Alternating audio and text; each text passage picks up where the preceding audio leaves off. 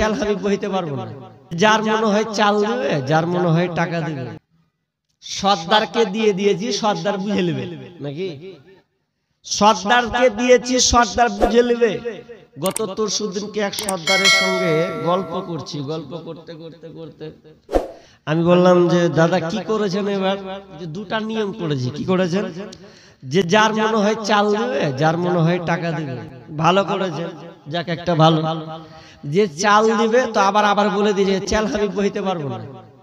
যে চাল দিবি সে দিয়ে দিবি। তার আগেবার চাল করেছিল, যে করতে যে কি হয়েছে, ও সবটি বস্তা বাড়িতে ভরে রেখে দিয়েছে, দিতে যায়নি। এখন ঈদের পরে কাকে দিয়ে বাড়াবো? ভুলটা তো ওখানেই আছে।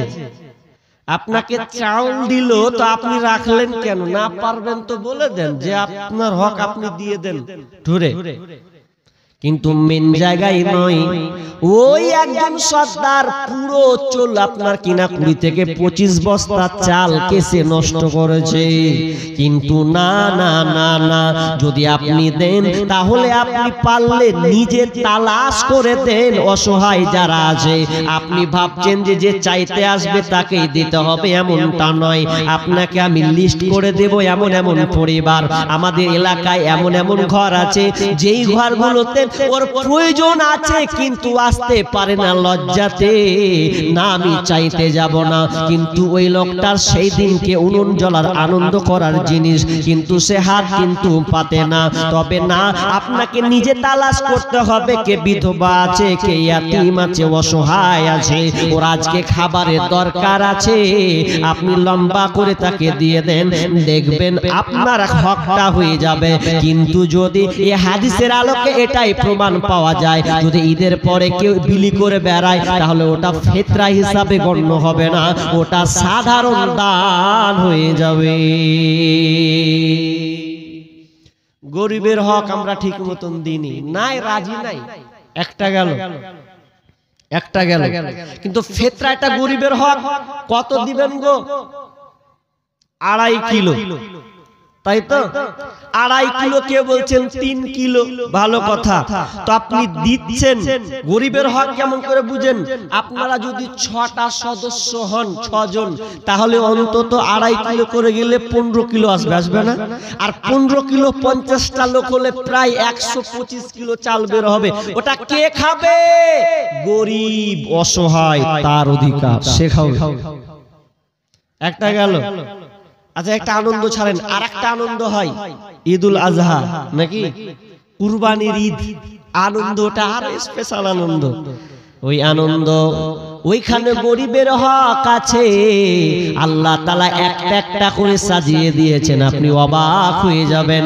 আপনার গ্রামে যদি 25টা খাসি কুরবানি হয়, 25টা খাসি যদি আপনার এলাকায় কুরবানি হয়, তাহলে বলেন তো, যদি কোনো সর্দার মনে করে 25টা লোক খাসি কুরবানি করেছে, তাহলে প্রত্যেকটা বাড়ির কাছে প্রত্যেককে যেন 2 কিলো করে যদি খাসির মাংস জমা করা হয়, বলেন তো কয় কিলো জমা হবে?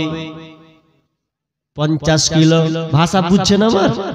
তাহলে 25টা লোক যদি খাসি কুরবানি করে, 2 কিলো করে টানে, 50 কিলো জমা হবে। আর ওই জমা টাকার হক, তো ওটা হচ্ছে গরিবের হক। আল্লাহ বলছেন ফাকুলহু মিনহা ওয়া আতিমুল কানিয়া ওয়া মুতাররা।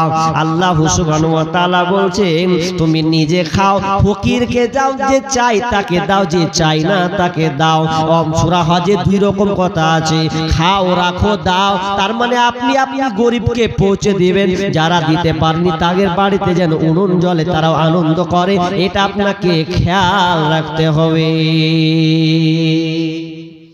কিন্তু আমাদের আপনাদের সমাজে কি আছে?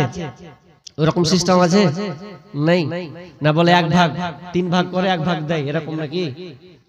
এখন নেই, ছিল, উঠে গেছে। এখন আমাদের ওদিকে হয়ে গেছে 2 কিলো করে দিয়ে দাও, সর্দারের কাছে যাবে, সর্দার ভাগ বিলি বন্টন করে দিবে। এরপরে নিজে যেটি থাকবে আত্মীয় স্বজনকে দিবে, ভাগ খাবে, রাখবে, খাবে।